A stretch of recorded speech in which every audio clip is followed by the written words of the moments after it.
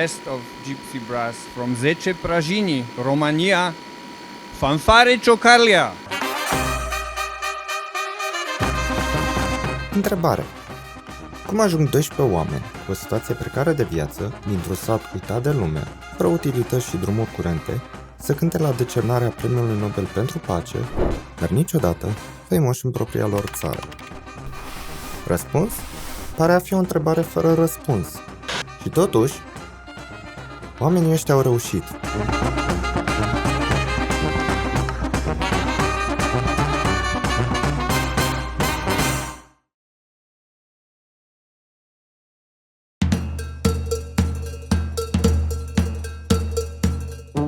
Cu cât te îndepărtezi mai mult de oraș, cu atât imaginea României devine mai clară. De la situația materială la cea socială, lucrurile încep să-și arate adevărata față după ce parcurgi primii 20-30 de kilometri în mediul rural.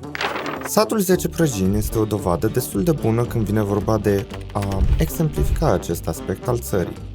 Puțin știu unde se află, iar și mai puțin înțeleg ce îl face special. Ăsta este lucrul ce îl face special. Haideți să ne imaginăm o situație. Stai toată ziua cu vaca, dai cu coasa sau stai cu oile. Acestea pasc și tu te plictisești. Așa că faci ce ar face orice țăran dintr-un sat în care 90% dintre locuitori sunt lăutari. Vii și cânti cu tuba pe pajiște. Acesta este lucru ce face 10 Prăjini diferit. Ceea ce îl face unic. Oameni simpli, cu meserii simple, cântând la 170 de BPM într-un house controlat.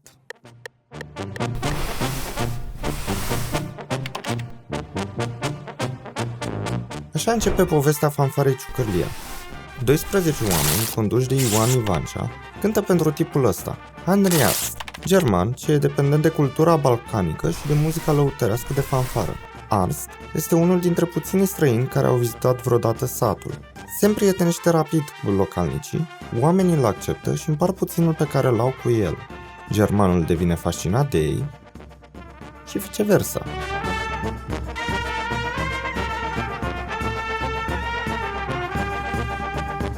Ioan Ivancea, liderul fanfarei locale, adună 11 suflători pentru a-i face un show străinului.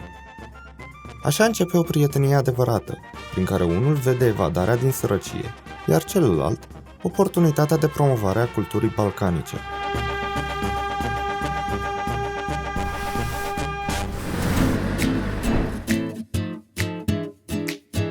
Cei 12 plus Arnst decid să se numească Fanfara Ciocarlia.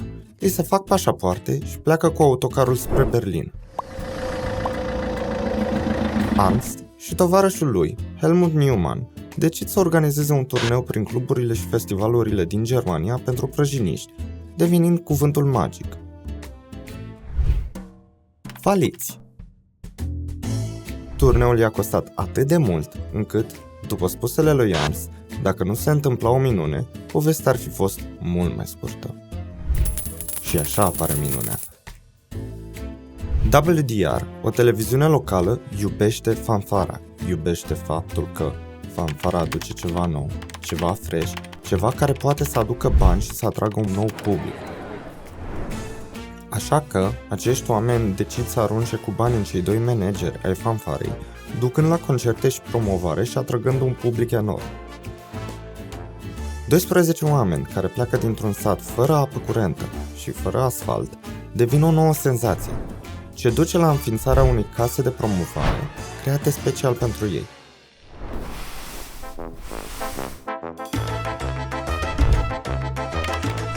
Radio Pașcani, primul album al fanfarei, devine un hit masiv.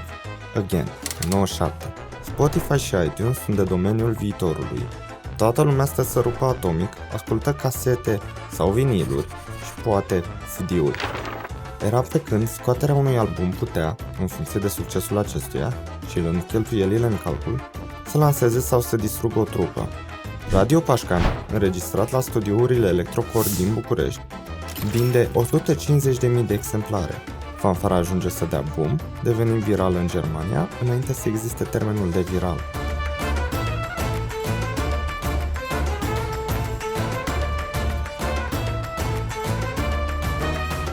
Fanfara ajunge mare. Și crește, și crește. Turneele încep să devină din ce în ce mai numeroase prin toată Europa, traversând Atlanticul în 99. Americanii sunt în delir și oamenii decid să mai facă un album.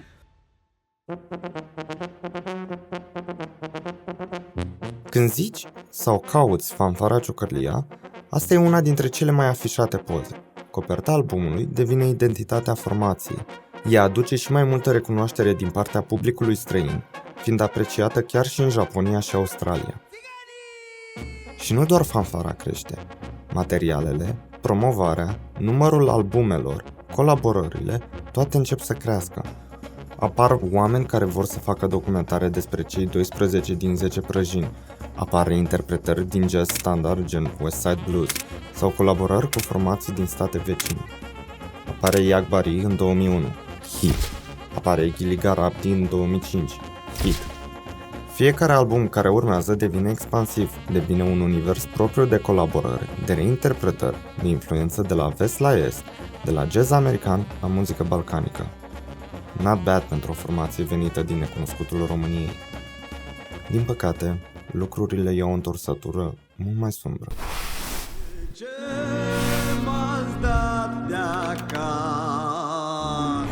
În 2005, după un diagnostic oncologic, Ioan Ivancea, liderul formației, pierde bătălia cu boala. O formație făcută din rude, prieteni și vecini, sânge din sângele său. Ce cântă în acest proiect trebuie să-și ia la revedere de la cel ce a condus și coordonat formația. Și ca orice rege, un marș plin de durere, dar și de dragoste față de tradiție și muzică, este cântat pe ultimul album la care a participat. Albumul Queens and Kings este un proiect cu antiteză. Pe coperta albumului vedem un rege cu regina lui, în propriul lor palat, cu o bogăție adevărată. Nu una materială, ci dragostea dintre ei fiind una suficientă.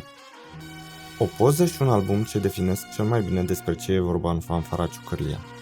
Nu despre faimă sau despre bani. Despre tradiție și dragostea pe care o au acești oameni față de arta și muzica pe care o prezintă.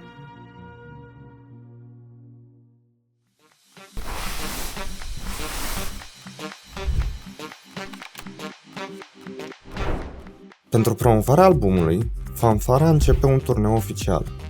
În 2006 au primul lor concert oficial la București, Sala Palatului.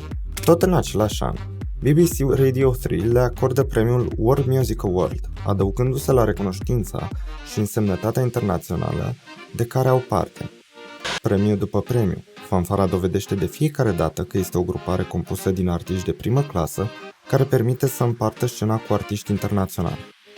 Următoarele lor albume includ colaborări cu oameni în afara zonei lor de confort. În turneele și evenimentele lor internaționale, muzicienii s-au prezentat mereu mândri de originea lor, iar satul natal a devenit un simbol de onoare pentru a nu uita niciodată de unde au plecat. Cântă la aniversarea de 50 de ani a lui Danny Elfman, unul dintre cei mai cunoscuți compozitori de la Hollywood. Ajung la Montreal Jazz Festival, unul dintre cele mai râvnite gig-uri pentru muzicienii profesioniști. Fanfara nu s-a oprit niciodată din a da tot ce e mai bun. Fanfara Ciocărlia from Romania. Din păcate, România nu a știut niciodată să-și arate cu adevărat respectul față de ei. Primul concert oficial în România al Fanfarei a fost abia în 2006, după aproape 10 ani de recunoștință mondială. Fanfara nu a atras niciodată interesul promotorilor români. Please welcome Fanfare Ciocărlia. În 2012, Fanfara cântă la concertul Premiului Nobel pentru Pace, alături de artiști precum Seal, Kylie Minogue sau Jennifer Hudson, într-un eveniment difuzat în peste 100 de țări, cu o audiență de 300 de milioane de oameni. Din păcate, pe nimeni nu a interesat să difuzeze și în țara noastră.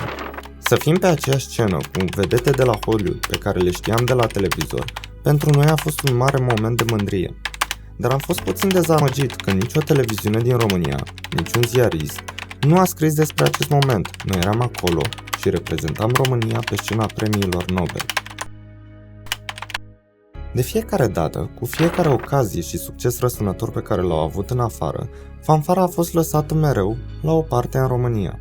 Acești oameni au schimbat percepțiile despre comunitatea romă, au reușit să distrugă granițele culturale și au unit comunități și artiști de pretutindeni de pe mapamond. Din păcate, sunt dați la o parte ba de promotorii de evenimente, ba de radiouri și media, ba chiar de noi, publicul român.